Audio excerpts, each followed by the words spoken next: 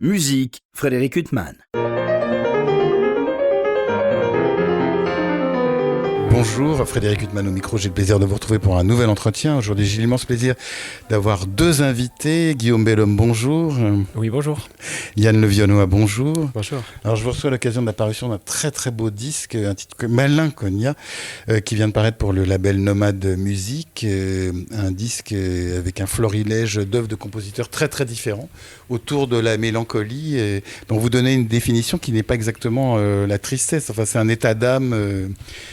Donc il y a un lien avec cette œuvre de Sibelius qui est très rare, que vous interprétez dans ce disque. C'est l'œuvre qui a donné le point de départ de ce disque. C'est vrai que ce programme, on l'a travaillé en le jouant en concert. En fait, on était parti au départ d'un programme qui rassemblait comme ça plusieurs pièces courtes, mais sans avoir forcément une idée d'un sentiment derrière. Il y avait des variations de Beethoven, par exemple, qui étaient dans le programme. Et puis au fur et à mesure des concerts, on s'est rendu compte qu'il y avait un certain état d'âme qui rapprochait certaines des pièces. Et donc on est allé plus loin dans cette idée. Et c'est vrai que cette pièce de Sibelius a tombé vraiment sous le sens et a donné un peu son identité au reste du programme par la suite. Elle est magnifique cette œuvre. On ne comprend pas pourquoi elle n'est pas plus jouée.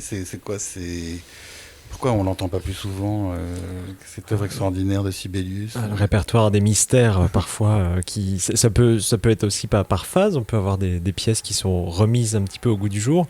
Cette pièce de Sibelius, qui est très, très liée aussi à un drame qu'il a vécu dans sa vie, c'est-à-dire la perte de sa fille qui apparaît sous forme d'une voix angélique tout au long de cette pièce. Mais moi-même, je l'ai découverte, cette pièce, pour dire. Quand Yann me l'a fait découvrir, quand il me l'a proposé. Et c'est un petit peu aussi dans ce disque l'idée aussi que chacun ait sa propre vision de la mélancolie par les pièces. Alors peut-être qu'on peut ne pas s'y retrouver dans chacune selon la personnalité qu'on a, mais je pense que chacun peut y trouver son compte au final. Alors ce disque, c'est vraiment un itinéraire avec des œuvres très très diverses. Il s'ouvre par la sonate de Debussy qui a été composée dans le cadre d'une tragédie générale. C'est pas la perte d'un enfant, mais c'est la Première Guerre mondiale. Mais c'est une œuvre. Moi, j'adore votre interprétation parce qu'il n'y a pas ce caractère parfois justement de lutte guerrier qu'on entend dans certaines versions avec une âpreté. Il y a plus un regard justement mélancolique, sans mauvais esprit par rapport au titre de votre disque. On sent que vous l'avez énormément joué cette sonate et que vous avez énormément réfléchi à la manière de l'interpréter. Oui, c'est vrai que c'est tous les deux d'ailleurs une œuvre qu'on a jouée depuis qu'on est enfant. Et l'idée a été vraiment Vous deviez bien jouer déjà enfant, parce que c'est redoutable cette sonate de Debussy. Oui, mais alors c'est vrai que ça fait partie des premières sonates qu'on découvre, de fait de sa forme qui est assez courte, peut-être aussi, et de son langage qui est extrêmement varié, qui fait tout de suite découvrir plein d'aspects du violoncelle ou du piano.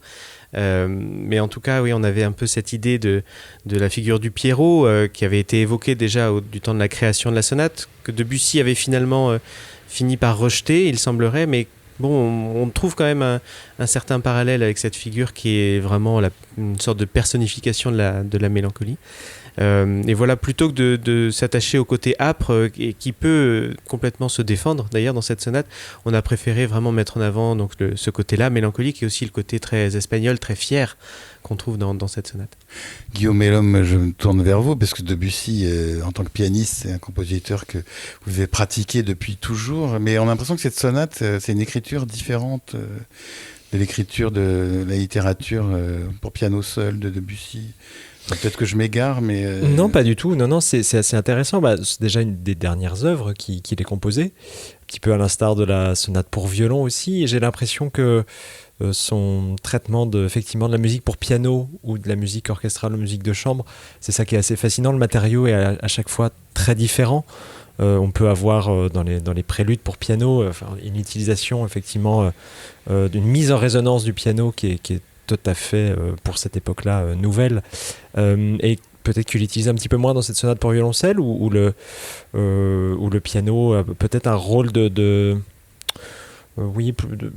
dialogue plus que d'un nouvel instrument. Je ne sais pas comment l'expliquer, c'est plus une voix qu'un instrument dans cette sonate, c'est comme ça que je le perçois en tout cas, et voilà, avec c'est aussi effectivement ces influences espagnoles, comme le disait Yann, ce décharnement du Pierrot, c'est peut-être une œuvre un petit peu à part aussi par rapport à ce qu'on peut lui connaître précédemment. Alors ce disque donc qui s'ouvre par cette sonate de Debussy, on a vraiment l'impression que votre duo est très très complice. Vous êtes constitué en duo, vous vous connaissez depuis quand musicalement? Est-ce que l'amitié a précédé la musique ou alors tout a été fait en même temps? Je pense que les deux se sont suivis. Ça fait presque une dizaine d'années, je pense qu'on joue ensemble maintenant. Vous êtes connu quoi, au conservatoire Finalement, assez peu au conservatoire. Où Guillaume était à la fois en piano et en violon, donc il y passait pourtant beaucoup de temps. Oui, ça m'impressionne aussi. Mais non, on s'est plus connu dans les festivals après, directement en jouant. Je crois qu'on avait joué un trio de Mendelssohn la première fois qu'on a joué ensemble. Mais voilà, après, on a eu un premier projet discographique autour des sonates plus romantiques, donc quelque chose de beaucoup plus classique dans la forme.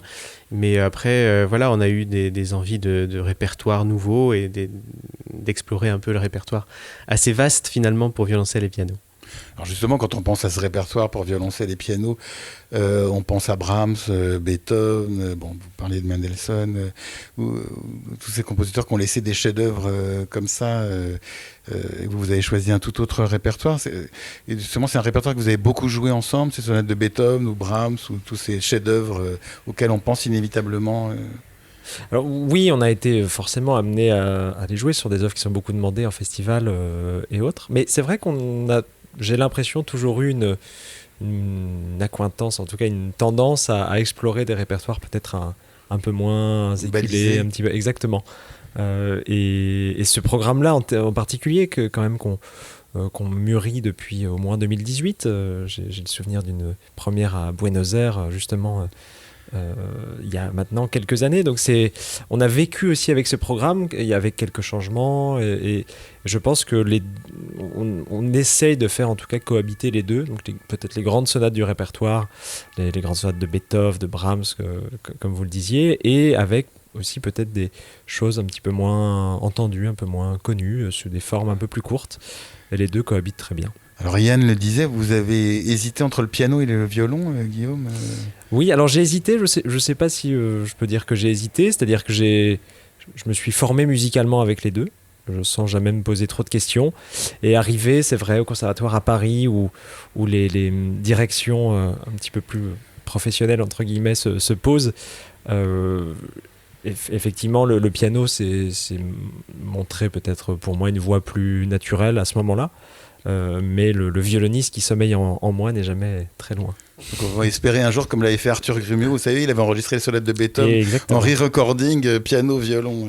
Et peut-être, alors je réserve mon effet quand ça arrivera, je n'en parle pas trop avant.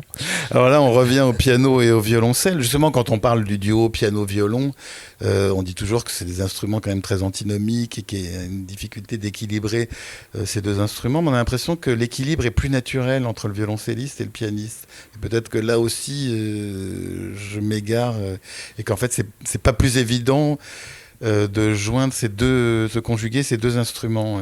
Je saurais pas dire si c'est plus évident qu'avec le violon. Ce qui est sûr, c'est que c'est deux mondes très différents mais très riches l'un comme l'autre, donc j'ai l'impression que voilà, plutôt que d'essayer, comme ça peut être le cas par exemple dans un quatuor à cordes, d'unifier tous les instruments pour ne faire qu'un seul grand instrument, là nous on essaye vraiment au contraire de mettre en avant les différences et la variété de jeux que ça propose. Je crois que dans certaines des pièces, par exemple de Pohádka, Janáček, dans ce programme, les compositeurs ont essayé de mettre le plus en avant possible les différences et d'orchestrer, on pourrait dire, la musique de chambre de telle façon que l'un ne mange jamais l'autre.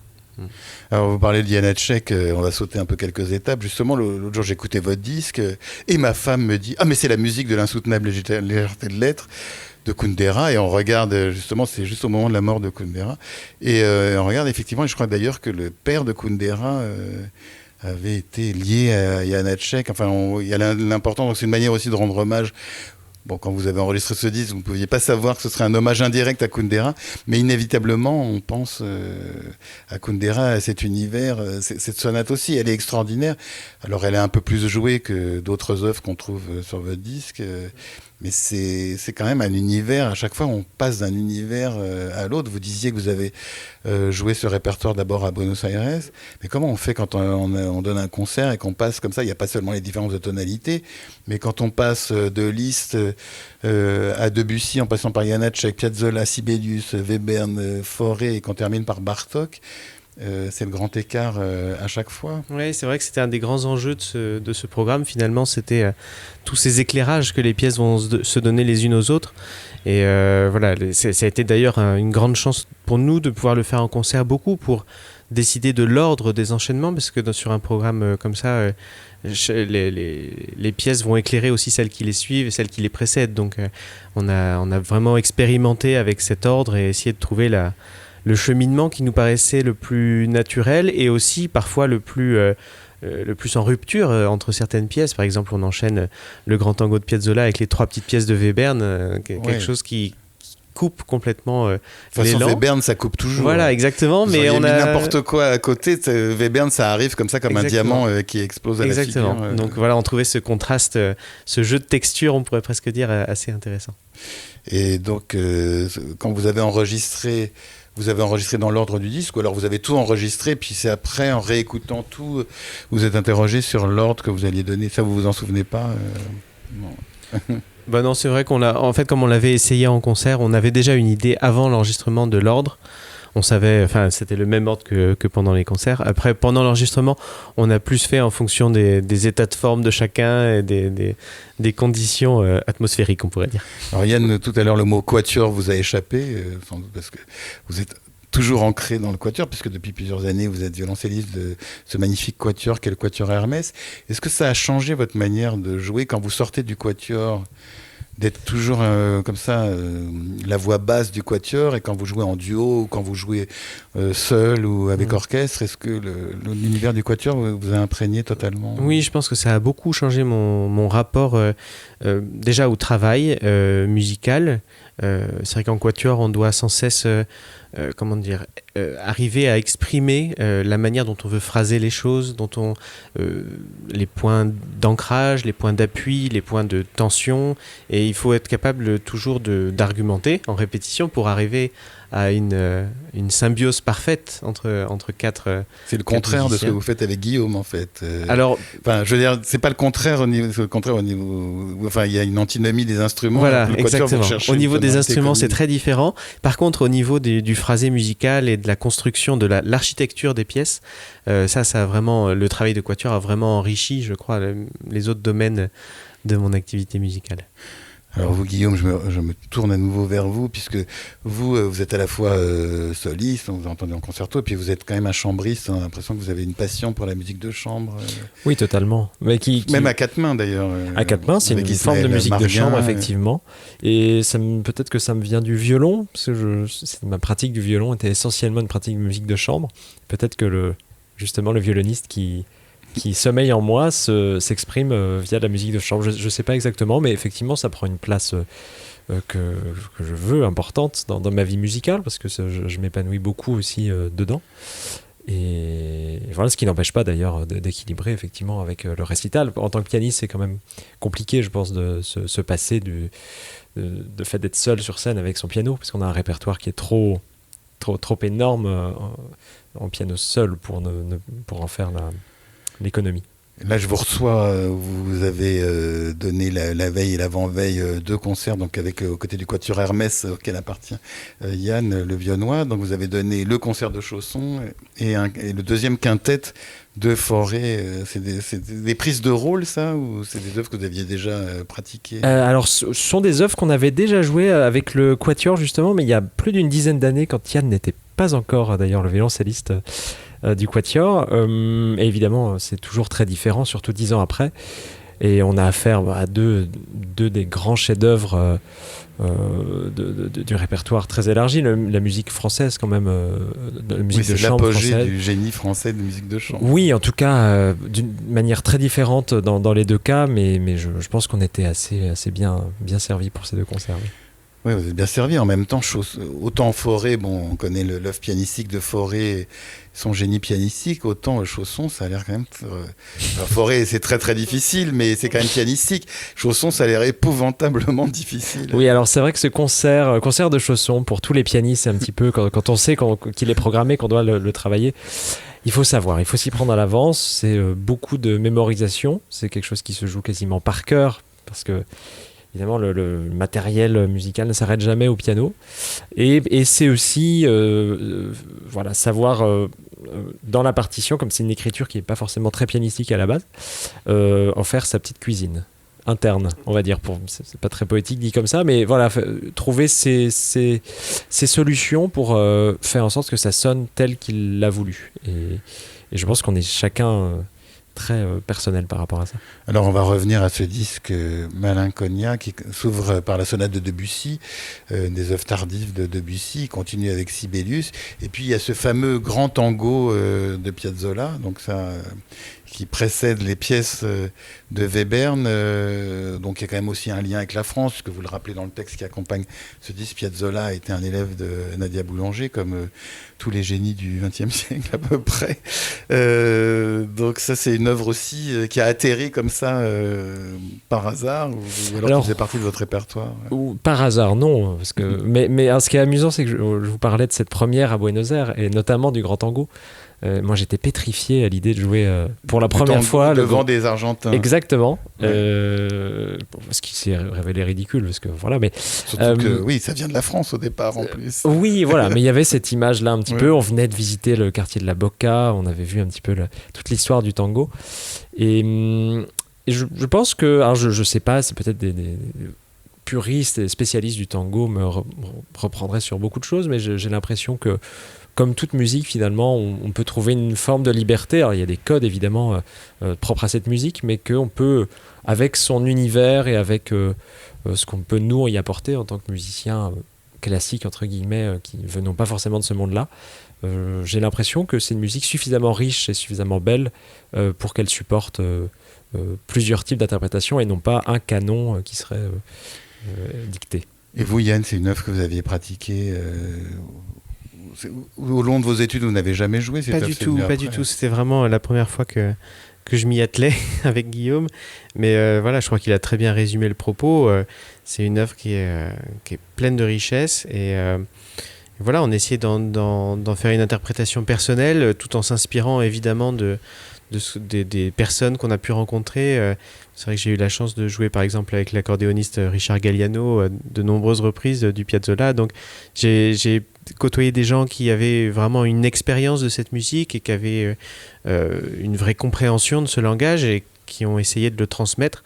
Et voilà, on a essayé de recevoir ça et de le transmettre à notre tour. Alors il est vrai que toutes ces œuvres sur ce disque évoquent la mélancolie, on va en parler, mais est-ce qu'il y a des œuvres en musique qui finalement n'évoquent pas la mélancolie? Parce que même les œuvres les plus joyeuses, il y a toujours une mélancolie sous-jacente. Mais... C'est une très très vaste question, mais c'est vrai que c'est la force de ce genre de programme, c'est aussi...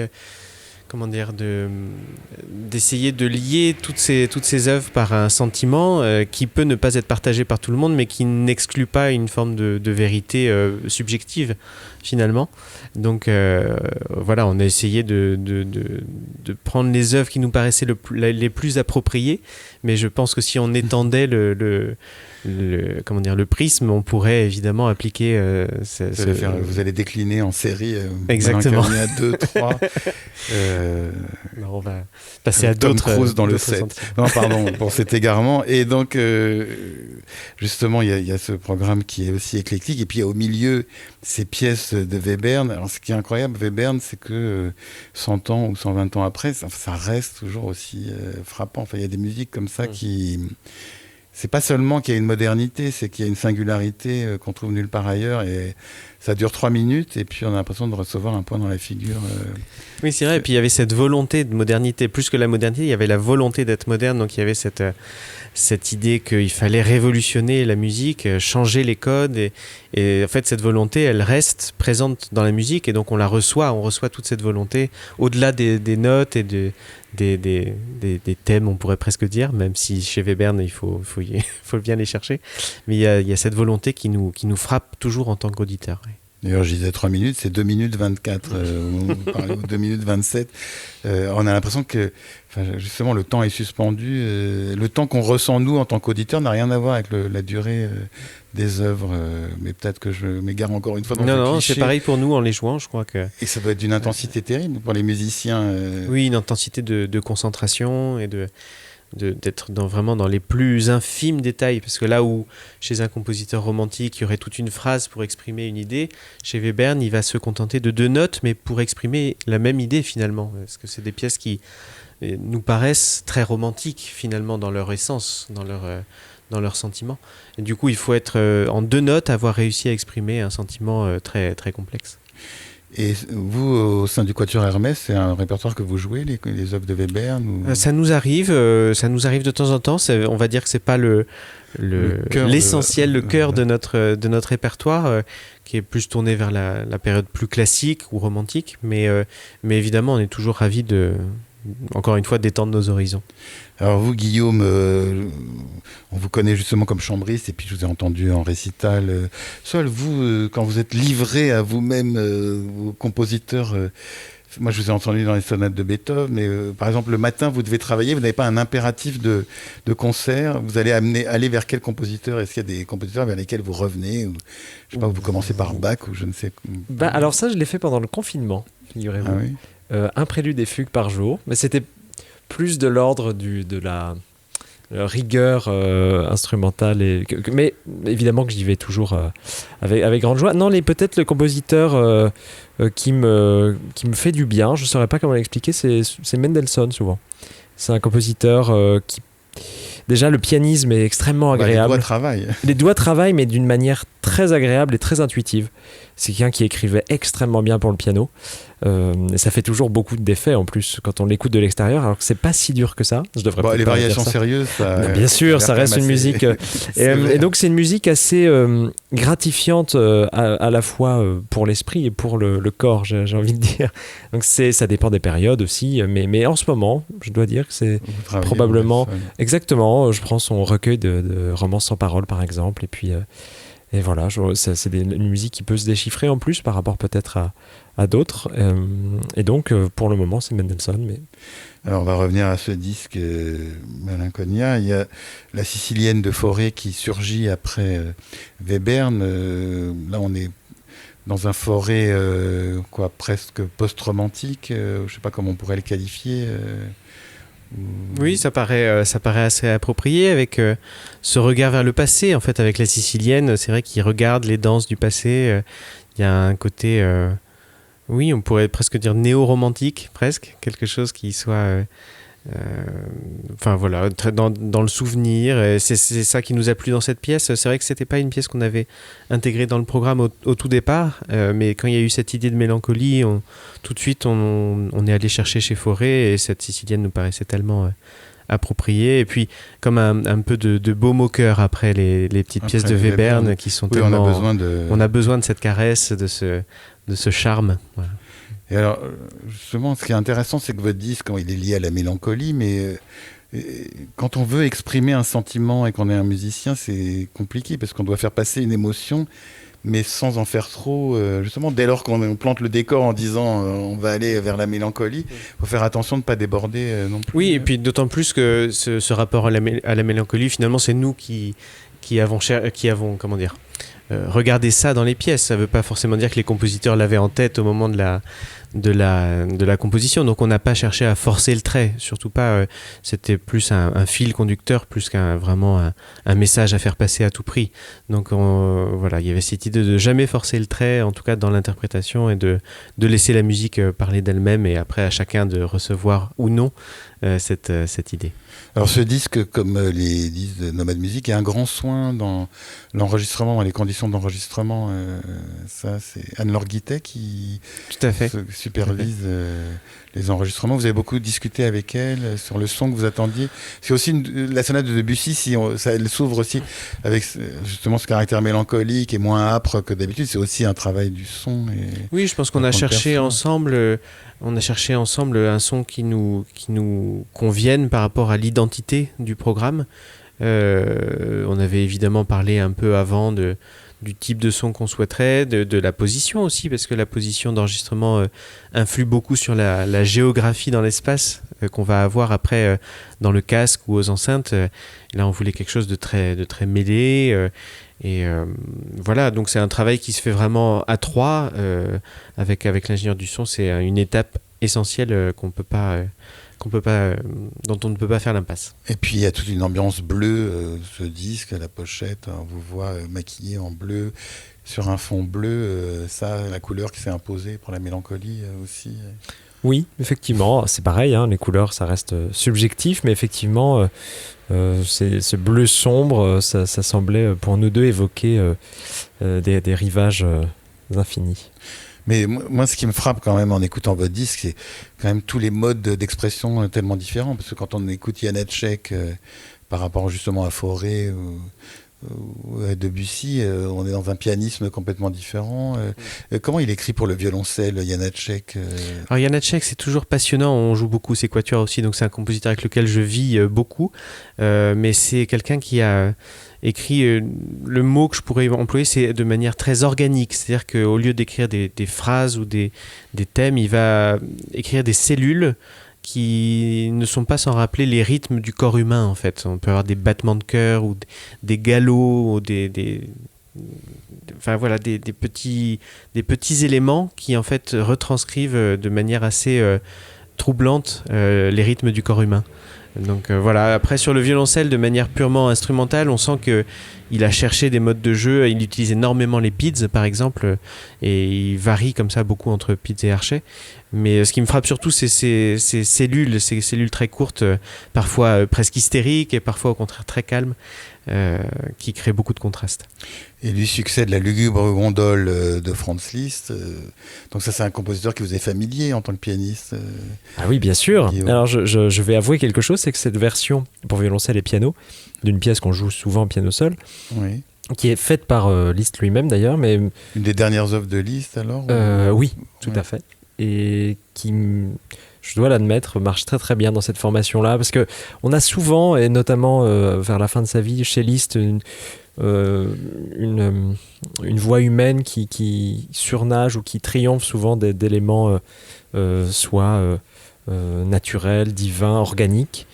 Cette voix humaine, elle est particulièrement bien rendue par le violoncelle, il me semble.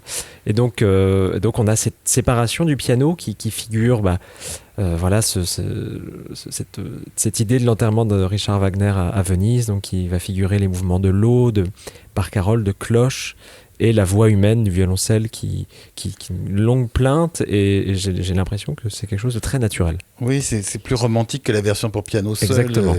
On sent qu'on va arriver vers Schoenberg, comme pour les Nuages gris ou d'autres œuvres. Là, on est vraiment... voilà, le violoncelle donne une couleur beaucoup plus lyrique. Totalement, oui, c'est vraiment le terme. Et c'est beaucoup écrit plus- pareil pour le piano ou c'est très différent? Disons, il y a du coup toute une voix en moins, mais c'est pas du tout frustrant, encore une fois, parce que j'ai l'impression que les rôles sont... On joue chacun son rôle, là où on le fait tout seul en théorie. C'est autre chose. Je dirais pas qu'une version est mieux que l'autre, mais simplement qu'elle nous emmène dans des directions différentes. Alors vous avez choisi de terminer par Bartók, vous avez quand même choisi des compositeurs qui sont très marqués dans un rapport à la tradition. Si on pense à Piazzolla ou Janacek, Et donc Bartók, il y a quand même un lien avec des chants traditionnels ou des musiques traditionnelles. Vous en êtes rendu compte à force. J'ai l'impression, ce biais de la mélancolie nous a amené aussi à se mettre dans la peau des compositeurs et peut-être du regard qu'ils pouvaient avoir sur les musiques de leur pays, de leur tradition, de leur enfance, du coup, souvent. Et chez Bartók, on imagine que quand il allait saisir avec son magnétophone les chants traditionnels dans les campagnes ou autres, forcément, ça avait une résonance de souvenirs dans ce qu'il avait pu vivre dans sa jeunesse. Et donc, ça nous a aussi ramené à la mélancolie. Donc, je pense que c'est vraiment lié aussi à la tonalité qu'on a voulu donner à l'ensemble du disque. Et comment vous travaillez tous les deux, puisque vous vous connaissez très bien, à la fois amicalement et musicalement? Vous déchiffrez plein de partitions et puis après vous discutez, ou alors chacun de votre côté vous préparez des œuvres, vous les confrontez? Il y a un peu des deux en fait. Finalement là par exemple dans les œuvres du disque, c'est Guillaume qui est arrivé avec cette Rhapsodie de Bartók qu'il avait découverte dans cette version avec violoncelle. Donc c'est lui qui a ramené ça. Moi j'avais ramené Sibelius, on avait échangé un petit peu. On a aussi déchiffré d'autres pièces, par exemple une sonatine de Kodály. Finalement qu'on n'a pas gardé, mais on a essayé pour le 2. Voilà. Mais en tout cas, on a essayé de déchiffrer aussi des choses ensemble et de voir ce qui nous paraissait correspondre à la tonalité qu'on voulait donner au programme, même avant cette idée de mélancolie d'ailleurs, juste qu'est-ce qu'on voulait exprimer dans ce programme de pièces courtes, parce que le programme de pièces courtes, nous on avait vraiment cette idée, cette envie d'avoir un programme très varié comme ça, qui mette en avant la diversité des compositeurs. Là c'est quasiment que des compositeurs du XXe siècle et pourtant on a une diversité folle. Voilà, c'était l'occasion de lire beaucoup de choses et de faire un peu un tri dans ce qu'on voulait exprimer et de ne pas sombrer non plus dans un programme de pièces courtes qui soit complètement décousu et sans fil. Oui, non, mais justement, j'allais le dire, vous m'avez ôté les mots de la bouche, parce que c'est à la fois des répertoires très différents, des compositeurs très différents. Il y a presque une unité formelle dans ce disque. Et si on fait écouter ce disque à quelqu'un qui connaît aucune des œuvres, qui connaît pas les compositeurs, il va être un peu perdu, c'est-à-dire qu'il va pas penser que voilà, il n'y a pas de caractère décousu, il va trouver une unité à tout ce répertoire. Ça, c'est intéressant. Vous avez dû vous poser beaucoup de questions aussi quand vous l'avez enregistré. Quelques-unes. En tout cas, ce disque qui est paru pour le label Nomade Music, il est absolument magnifique.